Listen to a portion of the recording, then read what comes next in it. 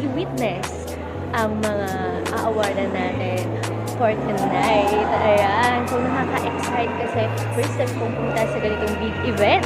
At syempre, mawi-witness natin ang biyaya ng Panginoon sa mga buhay ng mga taong nagpagal, nagkaroon ng hard work upang ma-achieve ang kanilang mga awards for tonight. So, tunghayan natin ito.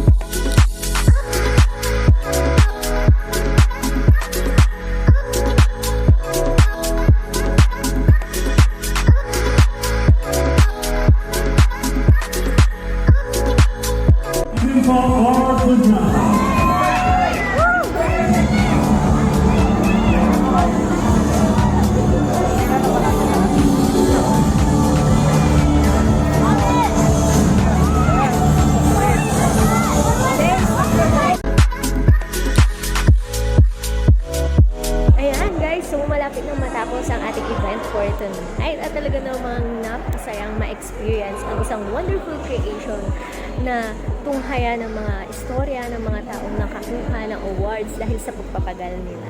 At salamat sa mga tao na ginamit rin ng Panginoon sa privilege na makasama kami sa isang big opportunity na ito.